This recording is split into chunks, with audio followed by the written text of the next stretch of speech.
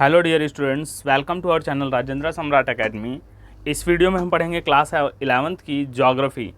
Subject है geography, जिसका पहला चैप्टर है भूगोल एक विषय के रूप में है। ठीक है ना, भूगोल एक विषय के रूप में फर्स्ट चैप्टर इसको हम पढ़ेंगे। और बुक का नाम है भौतिक भूगोल के मूल सिद्धांत। जो बुक है उसका पहला चैप्टर है भूगोल एक विषय के रूप में। ठीक, तो चलते हैं हम चैप्टर पे। यहाँ पे देखो इकाई के विवरण दे रखा है। भूगोल एक समकालीन विषय के रूप में, स्थानिक गुण विज्ञान के रूप में, भूगोल की शाखाएं, भौतिक भूगोल की विशेषताएं। मतलब ज्योग्राफी के बारे में सारी चीज़ें जितनी इम्पोर्टेंस है सब चीज़ देगा। भूगोल एक विषय के रूप में आपने माध्यमिक स्तर पर भूगोल का अध्ययन सामाजिक विज्ञान पाठ्यक्रम के एक घटक के रूप में किया होगा। मतलब लास्ट क्लासें होती थी, छोटी क्लासें होती थी, उसमें हम लोग इसको किस में पढ़ते थे? एसएसटी के रूप में। ठीक है ना, एसएसटी में पढ़ा करते थे ज़्यादातर, तो उसी में हम इसको स्टडी किया करते थे, एसएसटी में ही। कहते अब आप भूगोल का अध्ययन एक स्वतंत्र विषय के रूप में करेंगे तथा पृथ्वी के भौतिक वातावरण, मानवीय क्रियाओं और एवं उनके अंत प्रक्रियात्मक संबंध के विषय में जानकारी प्राप्त करेंगे। अब तक जो हमने एसएसटी को ज्योग्राफी को पढ़ा था वो एसएसटी में मिक्स करके पढ़ा था। हिस्ट्री, ज्योग्राफी सब एक साथ पढ़ते थे, पोल वगैरह सब एसएसटी करके सामाजिक विज्ञान में पढ़ा जाता था, तो थोड़ी थोड़ी जानकारियाँ हमें मिला करती थी। बट अब क्या है कि जो अब हम पढ़ रहे हैं वो सिर्फ इस 11th क्लास में पर्टिकुलर अलग अलग एक सब्जेक्ट पढ़ रहे हैं। जैसे हम 10th तक साइंस पढ़ते हैं, 10th तक साइंस पढ़ेंगे तो क्या होगा, साइंस में सारे सब्जेक्ट आ जाते हैं। लेकिन जब हम 11th में आते हैं तो फिजिक्स अलग हो जाती है, केमिस्ट्री अलग, बायो अलग हो जाती है। इसी तरह से ज्योग्राफी अलग हो गई, हिस्ट्री अलग हो गई, पोल अलग हो जाती है, सब अलग अलग हो गए। तो अब एक स्वतंत्र मतलब एक अकेले विषय सब्जेक्ट के रूप में इसको हम पढ़ते हैं। यहाँ आप एक प्रासंगिक प्रश्न पूछ सकते हैं कि हमें भूगोल क्यों पढ़ना चाहिए। अब यहाँ हमारे दिमाग में एक क्वेश्चन बन सकता है कि हमें भाई अलग है तो क्यों पढ़ना चाहिए, ऐसा क्या है भूगोल में कि हमें इसको अलग से क्यों पढ़ना चाहिए। हम धरातल पर रहते हैं, हमारा जीवन हमारे परिस्थान से अनेक रूपों में, जो हम जहाँ पे रहते हैं वहाँ से हमारा जीवन क्या है, अनेक रूपों में प्रभावित होता है। अब हमारे पास इकोसिस्टम बन गया होता है, एक पर्यावरण हमारा होता है, ठीक है ना, इन्वायरमेंट, जिसके वजह से हमारा क्या है, जीवन बहुत प्रभावित होता है। अब जैसे अगर हम पहाड़ी क्षेत्र में रहते हैं तो वहाँ ठंडी एरिया होगी, जैसे हम मैदानी क्षेत्र में रह रहे हैं तो वहाँ दोनों मिलेगा, ठंडा गर्म दोनों, गर्मी के मौसम में गर्म हो जाता है, ठंडी के मौसम में ठंडा हो जाता है। हम निर्वाह के लिए अपने आसपास के संसाधनों पर निर्भर होते हैं, ठीक है ना। हम जो अपने जीवन के निर्वाह के लिए क्या करते हैं, हम आसपास के संसाधनों पर डिपेंड रहते हैं। आदिम समाज अपने भरण पोषण के लिए प्राकृतिक निर्वाह संसाधनों जैसे पशुओं एवं खाद्य पौधों पर आश्रित था। जो आदिवासी लोग थे, आदि मानव लोग थे, वो किस पे रहते थे? आदि मानव लोग जो थे पुराने समय के, वो जंगलों में शिकार किया करते थे, या तो पेड़ पौधों के फल फूल खाया करते थे, ठीक है ना, यही सारी चीज़ें थी। समय बीतने के साथ साथ हमने तकनीकों का विकास किया था। जैसे जैसे समय बीतता गया हमने तकनीकों का विकास किया, नई नई टेक्नोलॉजी, जैसे पहिया बना लिया, आग जलाना सीख लिया, पहिया बना लिया, फिर उसके बाद धीरे धीरे गाड़ी बना ली और सारी चीज़ें बनाई, तो आजकल यहाँ तक आ गए हैं। प्राकृतिक संसाधनों यथा भूमि, मृदा, जल का उपयोग करते हुए अपना आहार उत्पादन प्रारंभ किया। अब हमने खेती शुरू कर ली, मिट्टी और जल इन सब का उपयोग करके हमने क्या किया, अपना भोजन, मिट्टी, मृदा मतलब मिट्टी होती है, हमने अपने भोजन की आदतों एवं वस्त्र को मौसमी दशाओं के अनुरूप समायोजित कर लिया। अब जैसे जैसे मौसम परिवर्तन होता है, ठीक है ना, ठंडी, गर्मी, बरसात, उस हिसाब से हम कपड़े भी पहनना शुरू कर दिए अलग अलग। नहीं तो आदिम जमाने में तो कपड़े की ज़रूरत ही नहीं थी, है ना भाई, उस टाइम तो बीरू ऐसे ही घूमता था। लेकिन अब समय नए नए मॉडर्न आ गया, तो इसलिए धीरे धीरे परिवर्तन हो गया और ऐसा करते हैं। ध्यातव्य है कि प्राकृतिक संसाधन आधार तकनीकी विकास भौतिक वातावरण के साथ अनुकूल एवं उसका परिष्करण सामाजिक संगठन अकॉर्डिंग, जैसे वो कहता है कंडीशन, एयर कंडीशनर होता है ना, एसी जिसको बोलते हैं, वातानुकूल। गर्मी हो गई तो गर्मी, है ना, अगर गर्मी हो गई तो क्या करेंगे, रिमोट उठाया, एसी का टेम्परेचर चेंज कर दिया, और ठंडी हो गई तो फिर रिमोट उठाया और बढ़ा दिया टेम्परेचर।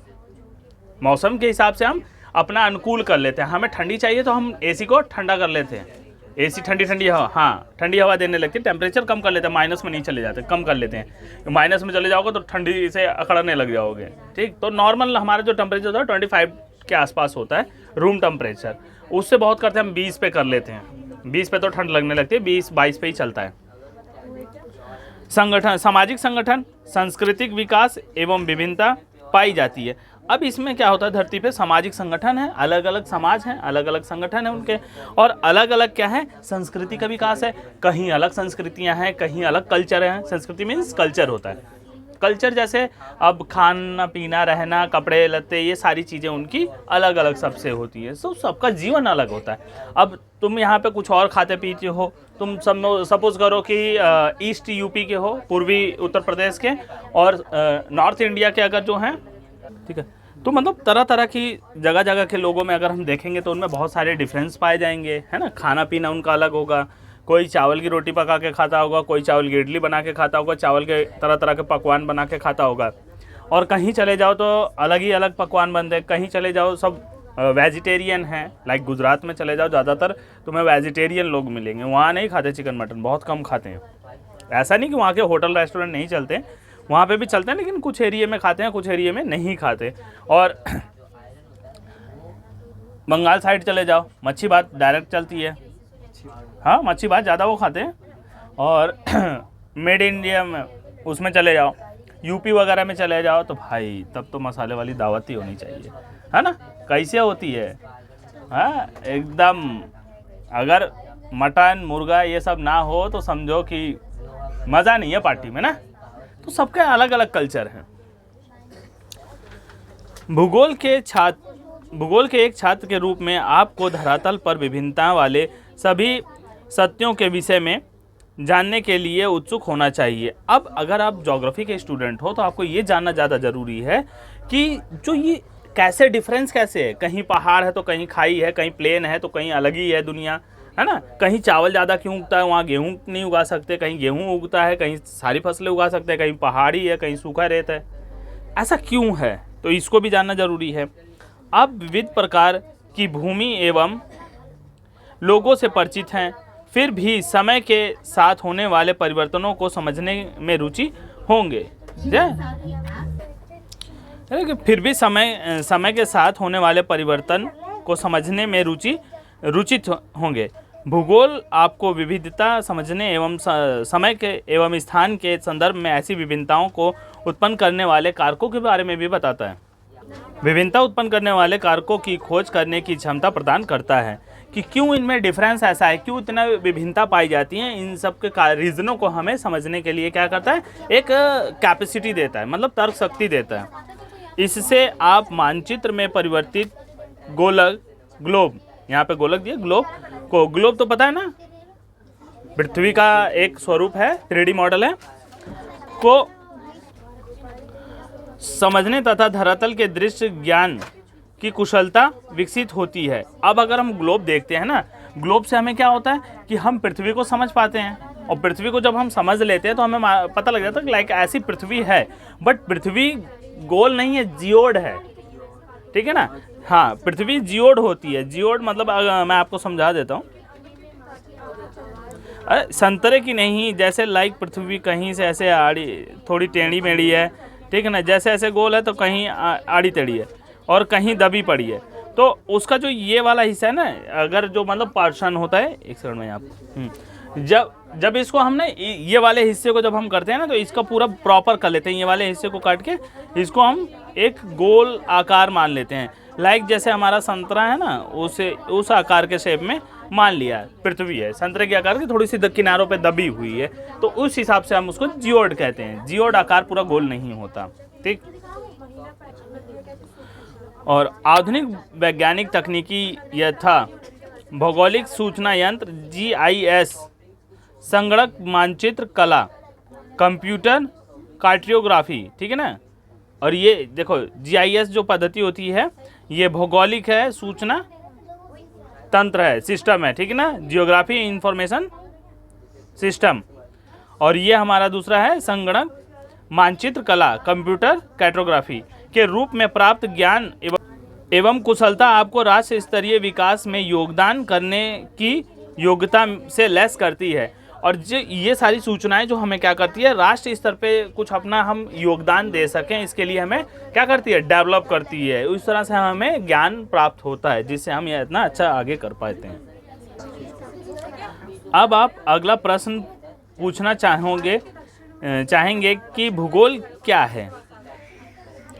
अब आपके जहन में मतलब आता होगा, नहीं आता होगा तो भी क्वेश्चन दिया है, आप उसको समझ लो कि भूगोल है क्या, ठीक है ना। अब जानते हैं कि पृथ्वी हमारा आवास है। एक पॉइंट यहाँ पे है कि पृथ्वी हमारा क्या है, आवास। आवास मतलब क्या होता है, घर होता है जहाँ पे हम लोग रहते हैं। यह पृथ्वी पर रहने वाले अन्य छोटे बड़े प्राणियों का भी आवास है। यहाँ पे रहने वाले छोटे बड़े सभी प्राणियों का, हाथी, वेल, सब तो इसी धरती पे रह रहे हैं ना। समुद्र बना हो वो भी धरती पे है, और जंगल है वो भी धरती पे है, बिल्डिंग बनी है वो भी धरती पे। तो सबके लिए क्या है, ये घर हो गया, आवास हो गया। पृथ्वी की सतह एक रूप नहीं है, जैसा मैंने बताया पृथ्वी की सतह एक जैसी नहीं है, कहीं उबड़ खाबड़ है तो कहीं कैसे। इसके भौतिक स्वरूप में भिन्नता होती है। यहाँ पर्वत, पहाड़ियाँ, घाटियाँ, मैदान, पठार, समुद्र, झील, रेगिस्तान, वन एवं उजाड़ क्षेत्र मिलते हैं। मतलब कहीं जैसे कि जंगल है, कहीं पहाड़ है, कहीं झील है, कहीं नदियां हैं, कहीं कंकड़ीली है, कहीं रेतीले हैं। तो इसका सब जगह क्या है कि इसके विचार अलग ही अलग एक तरह से इसके स्वरूप हैं। तो अलग अलग जगह क्या है, स्थल उसका बहुत अलग अलग है, ठीक है। यहाँ सामाजिक एवं सांस्कृतिक तत्वों में भी भिन्नता पाई जाती है। कह रहा कि यहाँ सामाजिक और सांस्कृतिक तत्वों में भी भिन्नता पाई जाती है, ठीक है ना। जो सांस्कृतिक विकास की पूर्ण अवधि में मानव द्वारा सृजित ग्राम, नगरों, सड़कों, रेलों, पतनों, बाजारों एवं मानव जनित अन्य कई तत्वों के रूप में विद्यमान है। अब यहाँ समय के अनुसार क्या हुआ, मनुष्य ने नए नए परिवर्तन किए, नए नए आविष्कार किए। तो जैसे सड़क बना दिया, रेलगाड़ी रेल चल गई, नगर का निर्माण किया, नगर बसाए, ग्राम बसे, और पतन मतलब जो बंदरगाह वगैरह हैं, जहाज है, बाजार है, मानव जाति के बहुत सारे ऐसे निर्माण किए गए हैं। उक्त विभिन्नता में भौतिक, पर्यावरण एवं सांस्कृतिक लक्षणों के मध्य संबंधों को समझने का संकेत निहित होता है। अभी तक जो पढ़ाया गया इसमें भिन्नता पता चली हमें, पर्यावरण और संस्कृति का पता चल रहा है ना कि अलग अलग जगह पर्यावरण अलग है, संस्कृतियाँ भी अलग होती हैं। भौतिक पर्यावरण एक मंच प्रस्तुत करता है।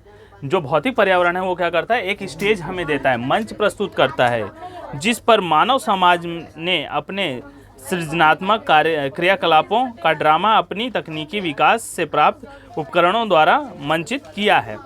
जैसे कि नहीं स्टेज होता है ना, स्टेज वो होता है परफॉर्म करने के लिए। स्टेज पे क्या जाते हैं हम, एक स्क्रिप्टेड ड्रामा होता है ना, स्क्रिप्टेड ड्रामा हम करते हैं अपने हिसाब से, ये ऐसा होना चाहिए, ये ऐसा होना चाहिए, ऐसा, तो वैसा हम उसको क्रिएट करते हैं। तो जैसे ही स्टेज पे ड्रामा करते हैं, ठीक वैसे जो ये पृथ्वी है ये हमारे लिए क्या, एक मंच है, एक स्टेज है। यहाँ पे हम अपने हिसाब से रोड बना रहे हैं, गाड़ियाँ बना रहे हैं, बंगले बना रहे हैं, बिल्डिंगें बना रहे हैं, बहुत हाई टावर बना रहे हैं, बुर्ज खलीफा जैसे बड़ी बड़ी बिल्डिंगें बना रहे हैं आजकल, ठीक। तो ये सब क्या है, एक तकनीकी का ड्रामा है, अपनी तकनीकी का ड्रामा है जो हम लोग इसको प्रेजेंट कर रहे हैं। अब आप पहले पूछे गए प्रश्न भूगोल क्या है का उत्तर देने में सक्षम प्रयास कर सकते हैं, ठीक है ना। अब हम ये बता सकते हैं कि भूगोल क्या है, ठीक। भूगोल क्या है कि पृथ्वी के बारे में हम समझना, ठीक है, कि पृथ्वी जो है उस पर कैसा जीवन कैसा है, वहाँ का जो मंच है उस पे मंच पे हम क्या क्या कर रहे हैं, पहाड़ है, ये सारी चीज़ें हैं, नदियाँ हैं, पर्वत हैं, अलग अलग क्यों हैं, ये सारी चीज़ भी हम जानेंगे क्योंकि विभिन्नताएं हैं इसमें। अत्यंत सरल शब्दों में कहा जा सकता है कि भूगोल पृथ्वी का वर्णन करता है। सिंपल वर्ड में कहेंगे तो हम क्या कह रहा है, ये भूगोल जो है डिफाइन कर रहा है किसको, अर्थ को, पृथ्वी का वर्णन कर रहा है, पृथ्वी के बारे में बता रहा है।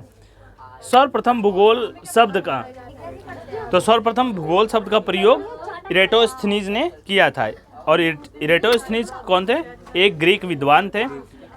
276 ईसा पूर्व से 194 ईसा पूर्व, मतलब ये घटते हुए क्रम में था। ईसा पूर्व है ना, यीशु मसीह के जन्म के पहले कैलेंडर है, तो उल्टा चलेगा जब भी चलेगा। जैसे काउंटिंग, रिवर्स काउंटिंग होती है, 10 to 1 चलती है ना, तो ये उल्टा चल रहा है, ने किया था।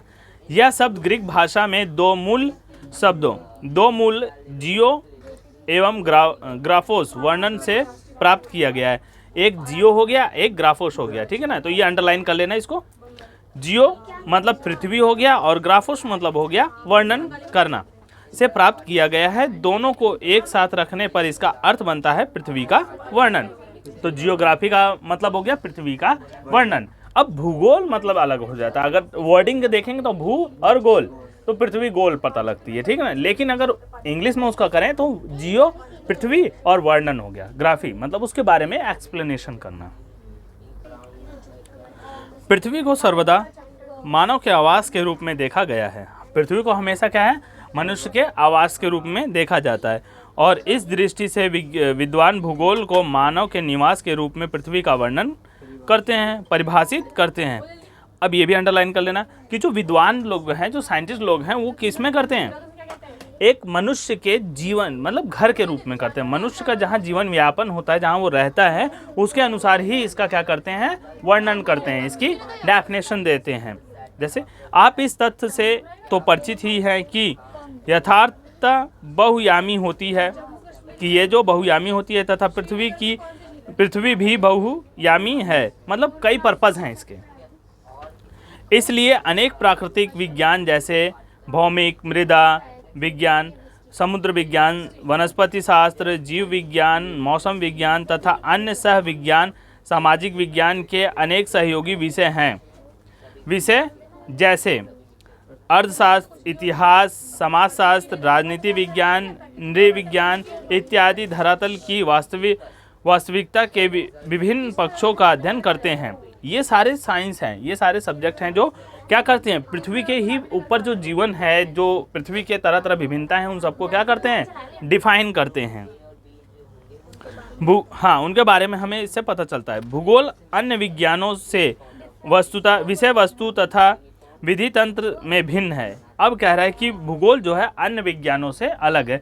ज्योग्राफी एक साइंस का सब्जेक्ट है, ठीक। हाँ, ज्योग्राफी एक साइंस का सब्जेक्ट है। कभी उसे आर्ट्स का सब्जेक्ट मत समझना कि पढ़ रहे हो तो हम आर्ट्स में पढ़ रहे हैं तो ज्योग्राफी आर्ट्स का सब्जेक्ट होगा, नहीं, ये साइंस का सब्जेक्ट है। परंतु साथ ही अन्य विषयों से इसका निकट का संबंध है। ज्योग्राफी लगभग सभी सब्जेक्टों से क्या होता है, रिलेटिव है। साइंस में चले जाओ, तुम्हें मौसम पढ़ना पड़ेगा, क्लाइमेट, ये ज्योग्राफी का सब्जेक्ट है। उसमें बायो में चले जाओ, जियोलॉजी वगैरह पढ़ोगे, उसमें भी पर्यावरण के बारे में पढ़ोगे, पेड़ पौधों के बारे में पढ़ोगे, ज्योग्राफी का सब्जेक्ट है, रिलेटिव है ज्योग्राफी। वहाँ का क्लाइमेट, ज्योग्राफी, हर जगह लगभग। इतिहास वाले जाते हैं, वहाँ अगर कोई घटना घटी, उन्होंने पूछा कि ये भाई जैसे हड़प्पा सभ्यता की हम बात करते हैं, कैसे विलुप्त हो गई, तो वहाँ ज्योग्राफी कारण देखेंगे कि मतलब ज्योग्राफी बेस पे क्या है, भौगोलिक कारण उसका क्या हुआ, बाढ़ आ गई या गर्मी बढ़ गई, सूखा पड़ गया, तो ये गर्मी सूखा मौसम विभाग कहाँ आता है, भूगोल में आता है। तो सब जुड़े होंगे। अर्थशास्त्र को अगर लेते हो, वहाँ अगर कोई भुखमरी हो रही है, खेती बाड़ी सही से नहीं हो रही है, तो क्यों नहीं हो रही, क्योंकि वहाँ भौगोलिक कारण होगा। खेती अच्छी इसलिए नहीं होगी कि वहाँ की ज़मीन क्या है, अच्छी उपज नहीं है, पानी की सिंचाई नहीं है, सुविधाएं नहीं है, इसलिए ऐसा हो सकता है। भूगोल सभी प्राकृतिक एवं सामाजिक विषयों से सूचना आधार प्राप्त कर उनका संश्लेषण करता है। सभी विषयों से क्या करता है, ये इन्फॉर्मेशन इकट्ठा करता है और उनको एक्सप्लेन करने की कोशिश करता है। हमें पृथ्वी पर भौतिक तथा सांस्कृतिक वातावरण में भिन्नता दिखाई पड़ती है। पृथ्वी पर हमें भौतिक और सांस्कृतिक में क्या होती है, भिन्नता दिखाई पड़ती है। अनेक तत्वों में समानता तथा कई में असमानता पाई जाती है। बहुत से तत्वों में समानता होती है, बहुत से तत्वों में असमानता पाई जाती है। अतः भूगोल को क्षेत्रीय विभिन्नता का अध्ययन मानना तार्किक लगता है। कह रहे कि भूगोल को क्षेत्रीय विभिन्नताओं का अध्ययन मानना तार्किक लगता है। इस प्रकार भूगोल को उन सभी तथ्यों का अध्ययन करना होता है जो क्षेत्रीय संदर्भ में विभिन्न होते हैं, जो क्षेत्र में अलग पाए जाते हैं। थोड़ा सा डिफरेंस हो गया तो उसके बारे में स्टडी करेगा भूगोलवेत्ता। ठीक है ना। भूगोलवेत्ता मात्र धरातल पर तथ्यों में विभिन्नता का अध्ययन नहीं करते, अपितु उन कारकों का भी अध्ययन करते हैं जो इन भिन्नताओं के कारण होते हैं। जैसा हमने बताया हड़प्पा सभ्यता क्यों खत्म हो गई, तो उन कारणों को भी स्टडी करने के लिए कोशिश कर रहे हैं। कभी कहते हैं कि बाढ़ आ गई होगी या फिर सूखा पड़ गया होगा, इन्हीं किन्हीं कारणों से खत्म हो गया होगा। उदाहरणार्थ फल का फसल का स्वरूप एक प्रदेश से दूसरे प्रदेश में भिन्न होता है। अब है ना, एक जगह दूसरी फसल बोई जाती है, जैसा हमने कहा कि कुछ क्षेत्रों में सिर्फ चावल उगाया जाता है, कुछ क्षेत्रों में नहीं उगाया जाता। किंतु यह भिन्नता एक तथ्य के रूप में मिट्टी, जलवायु, बाजार में मांग, किसानों के व्यय क्षमता, तकनीकी निवेश की उपलब्धता आदि में भिन्नता से संबंधित होती है। इन सब चीज़ में डिफरेंस होता है, इसलिए क्या यहाँ पे भिन्नता पाई जाती हैं। इस प्रकार भूगोल की दिलचस्पी कहीं दो तथ्यों या एक से अधिक तथ्यों के माध्य कारण संबंध को ज्ञात करने में है। इसीलिए भूगोल क्या करता है, जहाँ डिफरेंस है क्यों है ना। जैसे सीआईडी देखा है ना, वो प्रद्युमन जो होते हैं वो क्या कहते हैं, कुछ तो है, कुछ तो गड़बड़ है जो यहाँ ऐसा हुआ है। देखना, जरूर कोई ना कोई होगा पॉइंट जो हमसे छूट रहा होता है, जिसकी वजह से क्या हो कि परिवर्तन आया है। जैसे आजकल हम देखें गर्मी ज़्यादा बढ़ने लग गई है, क्यों बढ़ रही है, कुछ तो कारण है। वो कारण क्या है, ग्लोबल वार्मिंग, ठीक, पेड़ पौधे ज़्यादा कटते जा रहे हैं, जिसकी वजह से क्या हो रहा है, कार्बन डाई बढ़ रही है, उसको हजम नहीं कर पा रहे हैं, ऑक्सीजन घटता जा रहा है, ऑक्सीजन घट भी रहा है और हीट क्या हो रही है, बढ़ती जा रही है। और दूसरा क्या कारण है, हमारी गैलेक्सी क्या वाइड होती जा रही है, फैलती जा रही है। बहुत से कई कारण ऐसे देखोगे तो दिमाग बौखला जाएगा, परेशान हो जाओगे, क्योंकि इतने रीज़न हो रहे हैं, बहुत सी चीज़ें घटती जा रही हैं, वो कहीं ना कहीं किसी न किसी कारण से है। जैसे आप बीमार हो गए, ठीक, अब कह दो ऐसे ही बुखार हो गया, डॉक्टर के पास जाओगे, कहेगा नहीं सालों के कुछ तो है ना, क्या कुछ तो गड़बड़ है। सही बताओ भाई, तुमने कहीं ना कहीं आइसक्रीम खाई है और कहीं ना कहीं छुप के कोल्ड ड्रिंक पी है ठंडी ठंडी, जिसके वजह से तुम्हें कोल्ड हो रहा है, बुखार आ रहा है ना, तब कहोगे हाँ सबूत निकल के आ गया सामने। हाँ, भूगोलवेत्ता तथ्यों की व्याख्या कार्य कारण संबंधों के ढांचों में ही रहता है, क्योंकि यह केवल व्याख्या में ही सहायक नहीं होता, अपितु तथ्य के पूर्व अनुमान एवं भविष्य की परिप्रेक्ष्य में देखने की क्षमता भी रखता है। उसको बताता ही नहीं है, उसका फ्यूचर भी देख के बता देता भविष्य में क्या होगा। जैसे मौसम विज्ञान कहता अनुमान है कि कल बारिश होगी, आप छाता लेके जाइए, और एक दिन आप लेके गए छाता और बारिश नहीं हुई, हट ऐसे ही बोल रहा है, और जैसे ही निकले 2 कदम आगे गए धर धर बारिश हो गई। पूर्व अनुमान लगाया जाता है, ये जरूरी नहीं आज और कल 2 दिन के बीच में वो कर देता है, तो इनका क्या होता है, अनुमान लगा लेते हैं रहता है। भौतिक तथा मानवीय दोनों प्रकार के भौगोलिक तथ्य स्थैतिक नहीं है, मतलब जो भौगोलिक और मानवीय तथ्य हैं वो स्थैतिक नहीं हैं, अपितु ज्ञात्मक होते हैं। ये मतलब परिवर्तित होते रहते हैं। वे सतत परिवर्तनशील पृथ्वी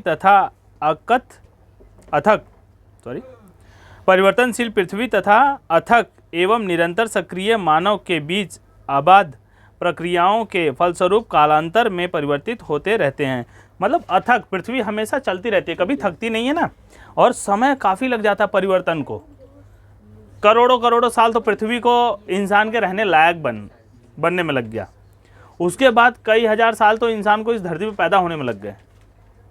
बहुत समय बीतता है तब जाके कोई चीज़ परिवर्तन होता है। अब अगर आप सब ये कहते हो कि डायनासोर थे, मान लेते डायनासोर थे पाया गया है उसमें, तो डायनासोर जब ख़त्म हुए, ठीक है ना, डायनासोर के ख़त्म होने के बाद क्या तुरंत थोड़ी ना इंसान पैदा हो गए धरती पे, कई लाखों हजारों साल लगे होंगे, तब जाके धरती पे मनुष्य आया है। बहुत समय लगता है इसके परिवर्तन के लिए। आदिम मानव समाज अपने निकटतम पर्यावरण पर सीधे तौर पर निर्भर रहता है। जो आदिवासी समाज था, मानव था, वो अपने जो आसपास के पर्यावरण थे उस पर निकटतम थे, उस पर क्या है सीधा ही डिपेंड रहता था, वो कभी किसी और के सहारे नहीं था। मतलब तो पर्यावरण पे ही खाना पीना, पर्यावरण से ही लेन देन, पर्यावरण में ही पेड़ पौधे के ही सहारे, पेड़ पौधों को घर बना के पेड़ पौधों के सहारे वो रह लिया करता था। कभी किसी और चीज़ की उसको आवश्यकता नहीं थी, वहीं शिकार करना, वहीं मार के खाना, यही सारा था। लेकिन आज का इंसान नहीं रहा। आधुनिक मानव घर चाहिए, एसी चाहिए, टीवी, कूलर, ये सारी चीज़ें उसे चाहिए, है ना। लेकिन आदिम मानव को ये सब नहीं चाहिए था, बस पेट भरने से उसे मतलब था और जंगल में रह लेता था। उसकी खाने की चीज़ें उसने कुछ कुछ डिसाइड कर ली थी कि ये सारी चीज़ें हम खा सकते हैं, तो वो सारी चीज़ें वो खाया करता था। अब ऐसा नहीं है। भूगोल इस प्रकार प्राकृतिक तथा मानव के समग्र इकाई के रूप में अंतर प्रक्रिया के अध्ययन से संबंधित है। अंतर प्रक्रिया, इंटर रिलेशन, मतलब एक दूसरे से क्या है, संबंधित है। मानव प्रकृति का एक अंगभूत भाग है तथा वह प्राकृतिक पर अपनी छाप छोड़ता है। मानव प्राकृतिक पर क्या है, ये एकदम अभिन्न अंग तरह से समझ सकते हैं कि मानव से पर्यावरण से अलग हो जाए तो इंसान जिंदा ही नहीं रहेगा, है ना, और उनके ऊपर अपनी कुछ ना कुछ छाप छोड़ता है। प्रकृति मानव जीवन के विभिन्न पक्षों को प्रभावित करती है और इसकी छाप उसके वस्त्र, आवास, व्यवसाय आदि पर देखी जा सकती है। अब जैसे इसको कहें तो देखा है कभी ठंडी में कोल्ड ड्रिंक ठंडी बिकती हुई देखा है? जनवरी के टाइम में किसी ने कहा है कि हमें एकदम चिल्ड कोल्ड ड्रिंक दे दो? नहीं। और गर्मी के टाइम में किसी ने कहा है कि एकदम खौलती हुई चाय दे दो, गर्मा गर्म खाना दे दो? हाँ, बहुत लोग होते हैं नॉर्मल गर्म खाते हैं, एकदम खौलता हुआ नहीं खा सकते। क्यों? मौसम के अकॉर्डिंग चलता है। अब गर्मी में चाय की दुकान चलती है लेकिन कोल्ड ड्रिंक की ज़्यादा चलती है। हर जगह कोई कुल्फ़ी बेच रहा है, कोई वो गोला बेच रहा है बर्फ़ छिल छिल के, है ना, घिस घिस के, और कहीं वो शेक वगैरह बन रहे हैं, कहीं कुछ, ज़्यादा सब इस सब का यूज़ करते हैं। लेकिन ठंडी में चलता है नहीं, ठंडी में तो गर्मा गर्म पकौड़े तल दो बस। तो मौसम के अनुसार व्यवसाय इंसान का, और ठंडी में गर्मी में हम तुम्हें कहे कोट पहन के आओ, हैं, टोपी ओपी लगा के आओ, नहीं। तो इससे क्या होता है, हमारे कपड़ों का भी सीजन के अकॉर्डिंग परिवर्तन होता रहता है। प्रकृति मानव जीवन के विभिन्न पक्षों पर को प्रभावित करती है। इसकी छाप उसके वस्त्र, आवास, व्यवसाय आदि पर देखी जा सकती है। मानव ने प्रकृति के साथ समझौता, अनुकूल, एडॉप्शन अथवा अपरिवर्तन, मॉडिफिकेशन के माध्यम से किया है, ठीक है ना। कुछ तो ऐसे ही अपना लिया, अपने ज़रूरत के अनुसार उन्होंने नेचर के साथ भी छेड़खानी कर दी, है कि नहीं। जैसा कि आप जानते हैं कि परिवर्तन समाज आदिम समाज की व्यवस्था पार कर चुका है।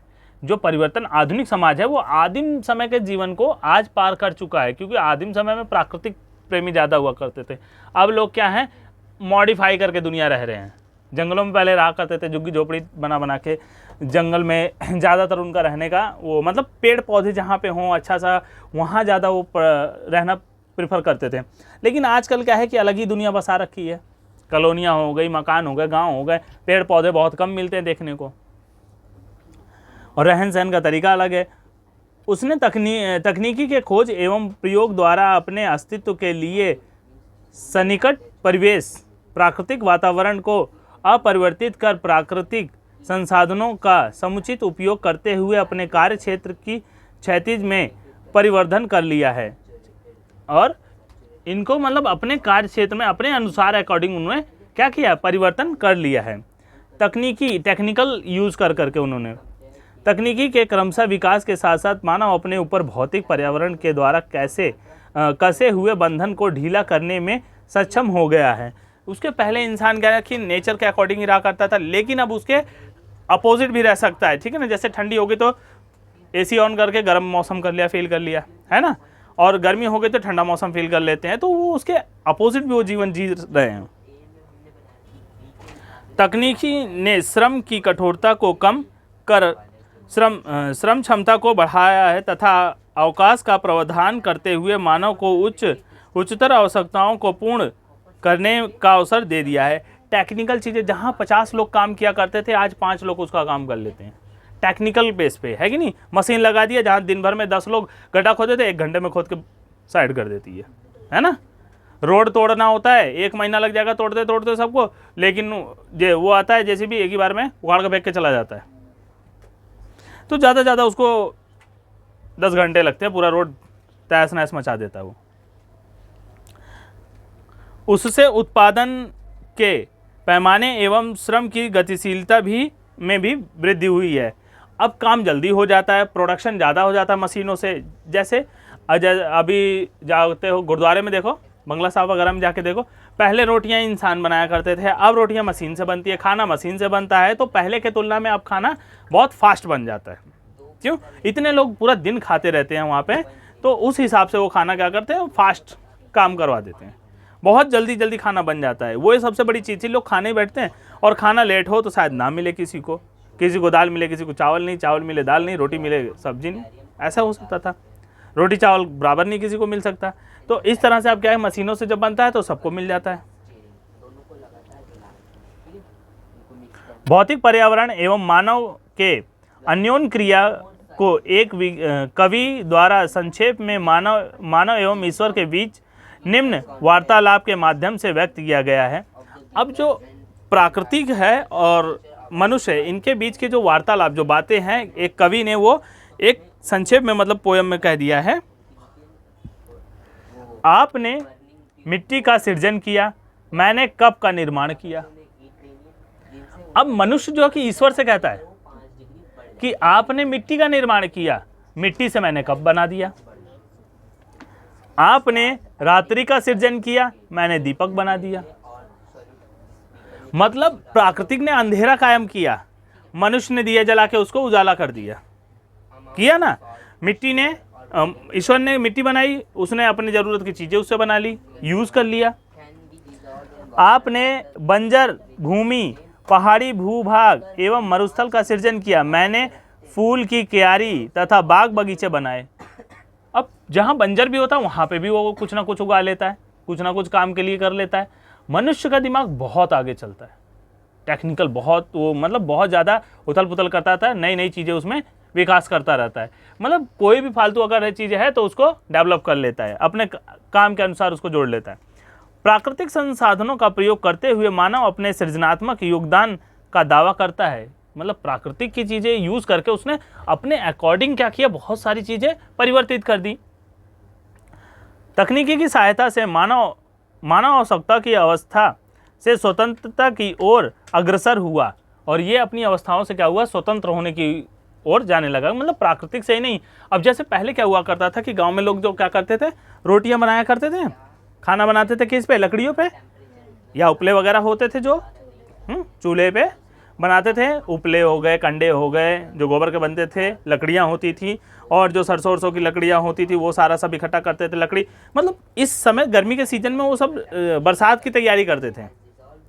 अभी जो गर्मी के 2-3 महीने होंगे ना, उसमें क्या करेंगे, वो लकड़ी हो गई, जो रहर के जो जड़ होती थी, रहर के पेड़ की जो काटने के बाद जड़, वो सब तोड़ ताड़ के छोटे छोटे बच्चे सारा इकट्ठा करके लाते थे, भर भर के वो सारा इकट्ठा करते थे। कब के लिए, ठंड के लिए, सॉरी बरसात के लिए, कि बरसात में सारा आसपास गीला होगा मौसम और वहाँ पे हम कुछ भी नहीं पाएंगे। तो व्यवस्था करते थे और वो बचा के रखते थे और बरसात में ऐसा करते थे। लेकिन अब ऐसा कुछ नहीं है, ठंडी हो चाहे बरसात हो, लाइटर मारा, गैस चालू। हाँ, सिलेंडर की भी टेंशन खत्म, कुछ के घरों में तो पाइपलाइन आ चुकी हैं, लगे रहो एकदम, रात दिन पकाते रहो, मीटर चालू, ठीक, जितना बिल आएगा उस हिसाब से बिल भरो। पाइपलाइन के थ्रू चल रहा है। अपने यहाँ तो नहीं आया, लेकिन आसपास के बहुत एरियो में आ चुकी है पाइपलाइन।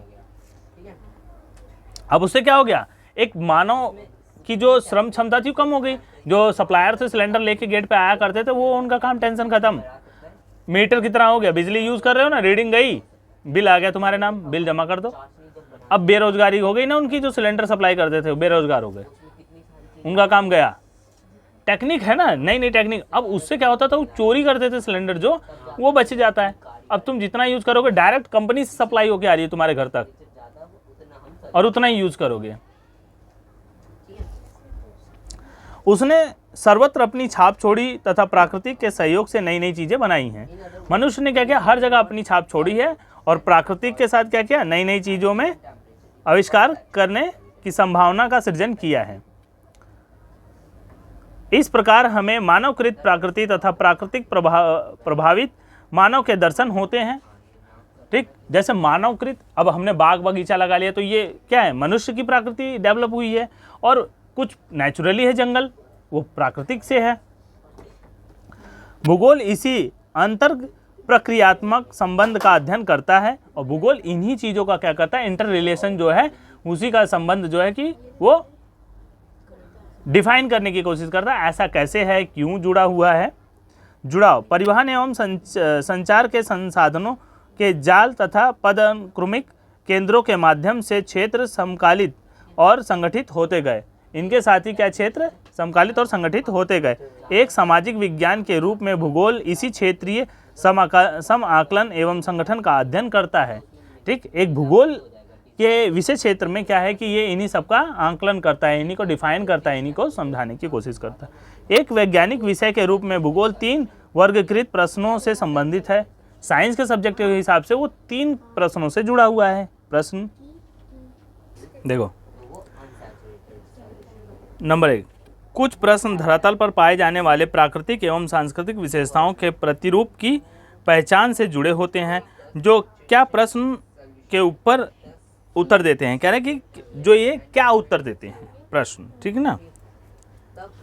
जैसे कि क्या है, हर जगह साइंस में व्हाट व्हेन व्हाई होता है ना, कब क्यों कैसे होता है, क्या है। हिस्ट्री में व्हाट व्हेन व्हाई चलता है, और मतलब जो साइंस में आ जाते हैं हम, उसमें होता है कि कैसे है, क्यों है, ऐसा है तो कैसे है। विज्ञान के संबंधित में ऐसा है तो क्यों है, ऐसा क्यों नहीं है, क्या है ये सब आता है। तो कुछ प्रश्न पृथ्वी पर भौतिक संस्कृति तत्वों के वितरण से संबंधित होते हैं। जो कहाँ है, कहाँ से संबंधित होता है। तो 2 वर्ड यहाँ पे देखने के मिलते हैं, एक क्या है और कहाँ है, ठीक है ना। तो 2 ऐसे वर्ड हैं, इसको अंडरलाइन कर लेना। जब इसको हम पढ़ेंगे तो क्या है ना, जैसे पर्यावरण क्या है, कहाँ देखने को मिलता है, तो ये प्रश्न जुड़ जाते हैं। सब मिलाकर उक्त दोनों प्रश्नों में प्राकृतिक एवं सांस्कृतिक तत्वों के वितरण एवं स्थिति को ध्यान में रखा गया है। इन प्रश्नों से कौन से तत्व कहाँ स्थित हैं, कैसे संबंधित सूचीबद्ध सूचनाएं प्राप्त होती है। औपनिवेशिक काल से ही यह उपागम बहुत प्रचलित रहा। इन 2 प्रश्नों में तीसरे प्रश्न के जुड़ने तक भूगोल एवं वैज्ञानिक विषय नहीं बन सकेगा। अब इनके साथ अगर तीसरा प्रश्न नहीं जुड़ता तो ये वैज्ञानिक सब्जेक्ट नहीं बनेगा। क्यों? क्योंकि देखो यहाँ तृतीय प्रश्न व्याख्या अथवा तत्वों एवं तथ्यों के माध्यम से कार्य कारण संबंध से जुड़ा हुआ है। भूगोल का यह पक्ष क्यों प्रश्न जो है क्यों शब्द से प्रश्न से जुड़ा होता है। ऐसा है तो क्यों है, ये साइंस के विषय में जुड़ जाता है। कहाँ है, कैसे है, क्यों है। एक विषय के रूप में भूगोल का क्रोड क्षेत्र से संबंधित होता है, इसका जो क्षेत्र से संबंधित होता है सेंटर, तथा स्थानिक विशेषताओं एवं गुणों का विवेचन करता है। यह क्षेत्र में तथ्यों के वितरण, स्थिति एवं केंद्रीकरण के प्रतिरूप का अध्ययन करता है तथा इन प्रतिरूपों की व्याख्या करते हुए इनका जो है कि स्पष्टीकरण देता है। यह मानव तथा उसके भौतिक वातावरण के मध्य गत्यात्मक अंतर प्रक्रिया से उपजे तथ्यों के बीच सहचार एवं अंतर संबंध का विश्लेषण करता है कि मतलब उसके साथ ये जुड़ के कैसे काम करता है, कैसे नहीं है, और इंटर रिलेशन आपस में कैसा है इनका। तो इन सारे चीज़ों में भूगोल में हमें पढ़ने को मिलता है, ठीक है। उसके बाद हमारी आती है हेडिंग, भूगोल एक सम आकलन इंटीग्रेटिंग विषय के रूप में। अब भूगोल कई सब्जेक्टों के रूप में पढ़ा जा रहा है ना, कि ये बुक जो चैप्टर हैं हमें इसी रूप में देखना है कि भूगोल एक विषय के रूप में कौन कौन से सब्जेक्ट में है उनके बारे में हम इसमें पढ़ेंगे। भूगोल एक संश्लेषणात्मक सिंथेसिस विषय है जो क्षेत्रीय संश्लेषण का प्रयास करता है तथा इतिहास कालिक संश्लेषण का प्रयास करता है। इसके उपागम की प्रकृति समग्रात्मक होलिस्टिक होती है, ठीक है ना। मतलब ये एक विश्लेषण टाइप का करता है, एक्सप्लेनेशन करता है सबका, ठीक। यह इस तथ्य को मानता है कि विश्व एक परस्पर निर्भर तंत्र है, ठीक है ना। विश्व क्या है, एक परस्पर निर्भर तंत्र है। आज वर्तमान विश्व से एक वैश्विक ग्राम का प्रतिबोधन होता है। परिवहन के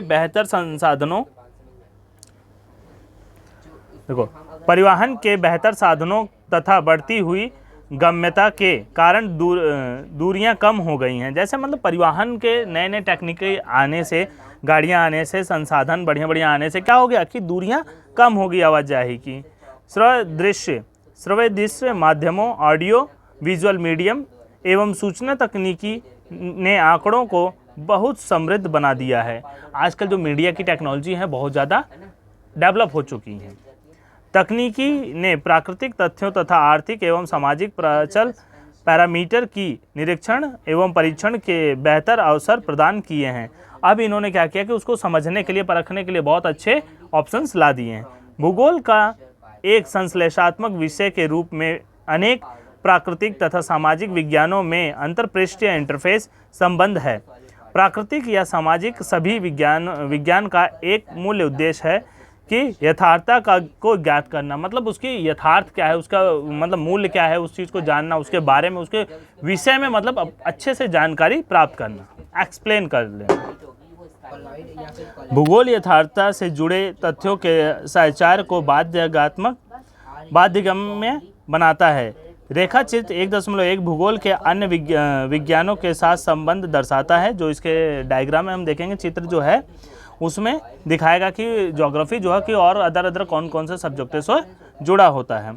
वस्तुतः विज्ञान से संबंधित सभी विषय भूगोल से जुड़े होते हैं। विज्ञान जो है सारे सब्जेक्ट किससे, ज्योग्राफी से जुड़े होते हैं, क्योंकि उनके कई तथ्य क्षेत्रीय संदर्भ में विभिन्न होते हैं।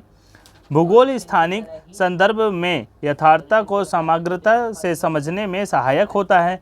ठीक है ना, भूगोलिक स्थानिक संदर्भ में जो है यथार्थता समग्रता समझने में सहायक होता है कि मतलब उसकी यथार्थता क्या, वास्तविकता क्या है किसी चीज़ की, ज्योग्राफी हमें क्या करती है, हेल्प करती है। अतः भूगोल न केवल एक स्थान से दूसरे स्थान में तथ्यों की भिन्नता पर ध्यान देता है, अपितु उन्हें समग्रता में समकालित करता है, मतलब मिलाता है।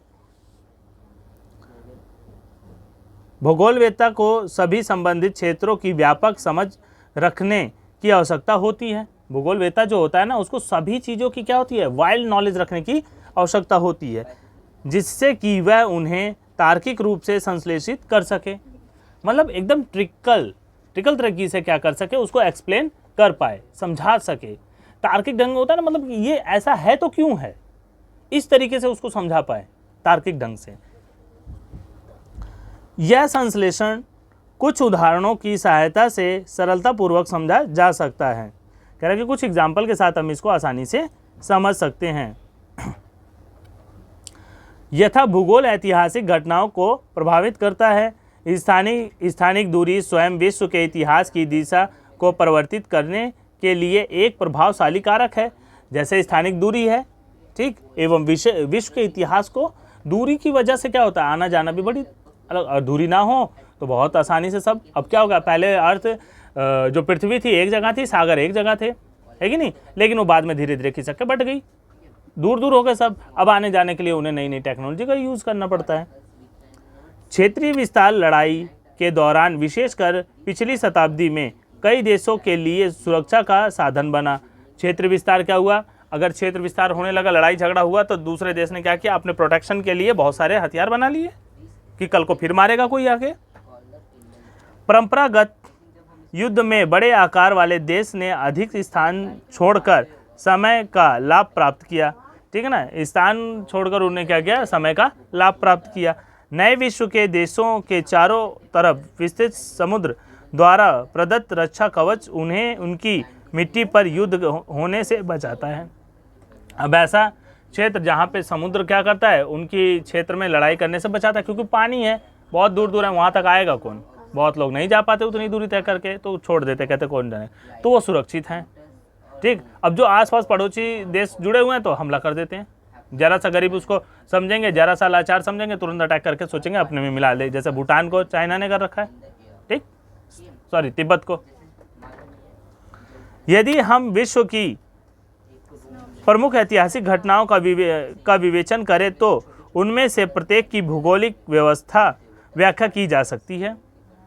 अगर हम बात करें हर घटनाओं के ऐतिहासिक रूप से, तो हर एक जगह की क्या है, भूगोल के अनुसार हम चर्चा कर सकते हैं।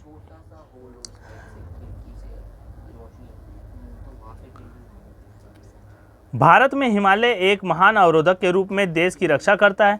अब जब इंडिया खिसक के आई थी ना यहाँ पे, तो इंडियन प्लेट है, एशिया प्लेट से टकराने के बाद हिमालय का निर्माण हो गया, और वही इंडिया के लिए सबसे ज़्यादा फायदा हो गया कि उधर से वो पार करके चाइना वाले आ नहीं सकते जल्दी, उधर ही खाइयों में रह जाते हैं, और इंडिया वाले ऊपर से मार करते हैं, चाइना वाले नीचे से, इसलिए वो जल्दी परेशान हो जाते हैं। ये उनकी सबसे बड़ी समस्या होती है।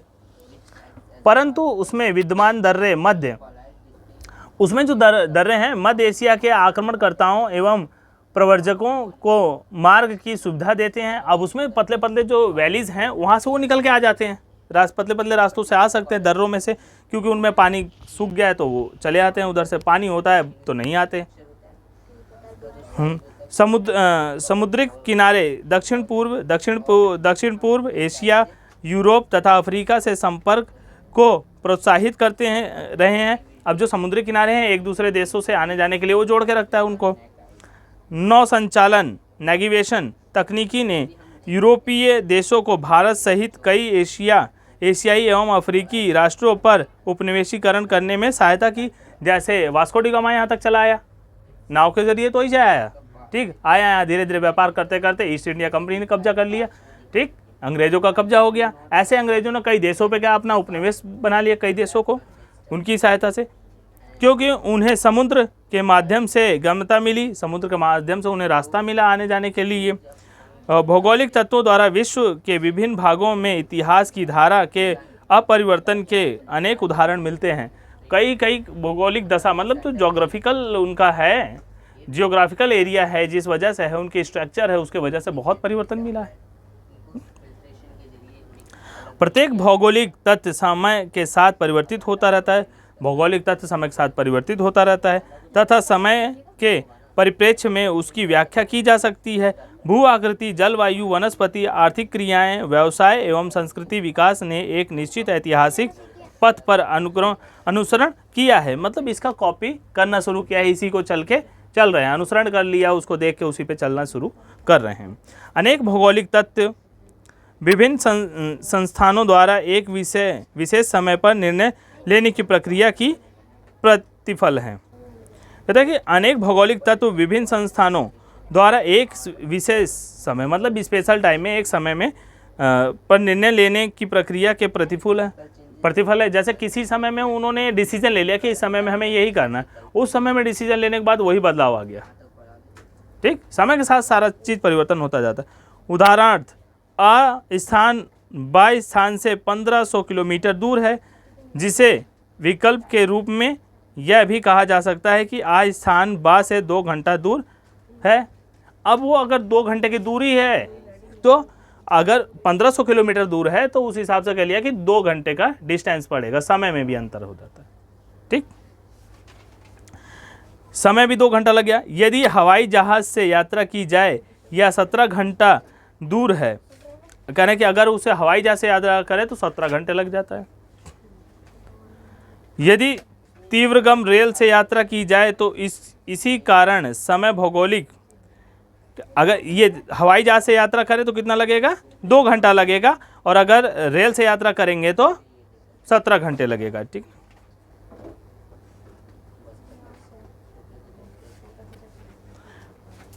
कहता है उदाहरण है आ स्थान बा से 1500 किलोमीटर दूर है, जिसके विकल्प के रूप में यह भी कहा जा सकता है कि ऑप्शन के रूप में देखें तो आ स्थान से बा से 2 घंटा दूर है। यदि अगर हम जहाज़ से यात्रा करें, प्लेन से जाएंगे तो 2 घंटे में पहुंच जाएंगे, और 17 घंटा दूर है अगर हम रेल से जाएंगे। रेल से जाएंगे तो हम 17 घंटे में पहुंचेंगे, और प्लेन से जाएंगे तो 2 घंटे में पहुंच जाएंगे। इसी कारण समय भौगोलिक अध्ययन के चतुर्थ आयाम के रूप में एक समाकल भाग का माना जाता है। कृपया 3 अन्य आयामों का उल्लेख कीजिए। जैसे नाव के रास्ते चले जाएं, पानी के रास्ते चले जाएं, तो इन दोनों के बीच के टाइम हमें लगेंगे। रेखा चित्र में विभिन्न प्राकृतिक एवं सामाजिक विज्ञानों के से भूगोल का संबंध प्रचुर रूप से चित्रित करता है। यह संबंध 2 खंडों में रखा जा सकता है। अब इनका बहुत घनिष्ठ संबंध है और इनको हम 2 भागों में कर सकते हैं। अब वहाँ बताया जैसे प्लेन से जाएंगे 2 घंटा लगेगा, ट्रेन से जाएंगे तो 17 घंटे लगेगा, अपने कार से जाएंगे तो शायद 10 घंटा लग सकता है, 15 घंटे 12 घंटे लग सकता है, ठीक है ना। रोड मार्ग से जाएंगे तो अलग ही अलग है सबसे, पानी से जाएंगे तो शायद डिफरेंस आसपास ही हो।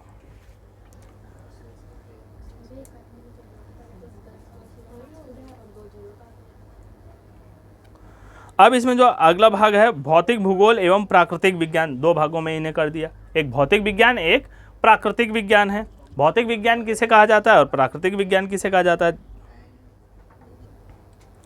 भौतिक भूगोल की सभी शाखाएं जैसे कि रेखा चित्र में दर्शाया गया है। प्राकृतिक विज्ञान की अंतर्पृष्ठ है, प्राकृतिक विज्ञान की अंतर्पृष्ठ है। परंपरागत भौतिक भूगोल भौमिक, मौसम विज्ञान, जल विज्ञान, मृदा विज्ञान से संबंधित है। इस प्रकार भू आकृति विज्ञान, जलवायु विज्ञान, समुद्रिक विज्ञान, मृदा भूगोल का प्राकृतिक विज्ञान से निकट संबंध है, क्योंकि ये अपनी सूचनाएं इन्हीं विज्ञानों से प्राप्त करते हैं, क्योंकि ये अपनी सूचनाएं इन्हीं विज्ञानों से प्राप्त करते हैं। जो भी इंफॉर्मेशन होती है इन्हीं से जुड़ी होती है, सारे ले लेते हैं इनसे। जैव भूगोल वनस्पति शास्त्र, जीव विज्ञान तथा पारिस्थितिकी विज्ञान से अत्यधिक निकटता से जुड़ा है, क्योंकि मानव विभिन्न स्थैतिक निकेतन में निवास करता है। एस्थेटिक मतलब जैसे में भी वो रहना चाहता है उसमें वो अपना निवास करता है।